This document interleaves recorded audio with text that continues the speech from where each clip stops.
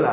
ಮತ್ತು ತಂಪಾಗದಂಗೆ ಬೋಳೆ ಉಳಿಯೋಂಗೆ ಬೆಳಗ್ಗೆ ಮತ್ತೆ ಇದ್ದೇ ಇರ್ತದೆ. ತಂಪು ತೇವು ಹೆಚ್ಚಾಗ್ತದ್ರೆ ಅವು ಕೆಟ್ಟು ಹೋಗ್ತಿರ್ತಾವೆ ಕಾಳುಗಳು.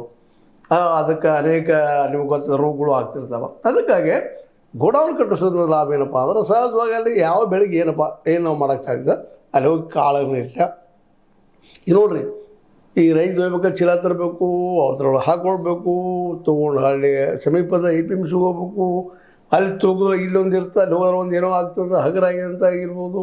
ಮುಂದೆ ರೇಟ್ ಬರಲ್ರಿ ಇವತ್ತು ಅಲ್ಲೇ ಎಲ್ಲ ಗೋಡೌನ್ದಾಗ ಇಡಬೇಕು. ಗೋಡೌನ್ದಾಗ ಅವ್ರು ಏನು ಮಾಡ್ತಾರೆ ಗೊತ್ತಾಗೋದಿಲ್ಲ.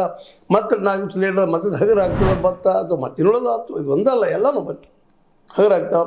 ಮತ್ತು ಕಾಯಿಪಲ್ಯ ಪದಾರ್ಥ ಬಿದ್ದಪ್ಪ ಅಂದ್ರೆ ಕೊಳತು ಹೋಗಿಬಿಡ್ತಿರ್ತಾವೆ. ಅದಕ್ಕೆ ಹೋಬಳಿ ಮಟ್ಟದಲ್ಲೇ ಶೈತ್ಯಾಗಾರಗಳನ್ನು ಪ್ರತಿಯೊಂದು ಹಳ್ಳಿಗೆ ಬೆಳೆಗಳನ್ನು ಬೆಳೆದಕ್ಕೆ ಯಾವ ಬೆಳೆ ಇರ್ತೋ ಅದ್ರ ಮೇಲೆ ಆ ಏರಿಯಾದಲ್ಲಿ ಯಾವ್ದು ಬೆಳೀತೋ ಅಲ್ಲಿ ಸಂಗ್ರಹ ಇಡುವಂಥದ್ದು ಮಾಡಿತ್ತಂದ್ರೆ ವ್ಯಾಪಾರಿಗಳು ಬರ್ತಾರೆ. ನೋಡಿರಿ, ವ್ಯಾಪಾರಿಗಳು ಇವತ್ತಲ್ಲಿ ಬಂದ ಹೆಚ್ಚಿನ ಬೆಲೆ ಕೊಟ್ಟು ತೊಗೊಂಡು ಹೋಗ್ತಾರೆ, MSP ಹೆಚ್ಚಿಗೆ.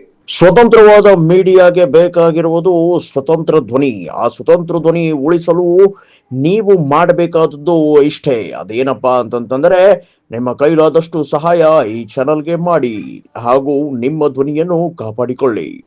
ಆ್ಯಕ್ಚುಲಿ MSP ಎಷ್ಟು ಆಗಬೇಕಾಗಿತ್ತಪ್ಪ ಅಂತಂದ್ರೆ 3,000 ಆಗಬೇಕು ಅಂತ ರೈತರ ಬೇಡಿಕೆ. ಆದರೆ ಅದು ಮಾಡ್ತಾ ಇಲ್ಲ. 2,369, 2,389 ಇದು ಬೆಂಬಲ ಬೆಲೆ ಅಲ್ಲ. ಅಷ್ಟು ಕೊಟ್ಟರೆ ಖುಷಿ ರೈತರು. ಅದು ಈಗ ಬಯಸಿದ್ದೇನಪ್ಪ ಅಂತಂದ್ರೆ ಅದಕ್ಕೆ ಹೆಚ್ಚು ಬರ್ಲಿಕ್ಕಂತಂದ್ರೆ ಅದು ಇದಕ್ಕೆ ಕಾರಣ ಅಂದ್ರೆ ಅಲ್ಲಿ ಈ ಬೇಡಿಕೆದಾರರು ಬರ್ತಾರೆ, ಬಂದು ಕುಡ್ಕೊಂಡು ಹೋಗ್ತಾರೆ. ರೋಡ್ ಇರ್ಬೇಕಷ್ಟು ಅವ್ರಿಗೆ. ಅವ್ರು ಗಾಡಿ ತರ್ತಾರೆ, ಸಾರಿಗೆ ಉಳಿತು.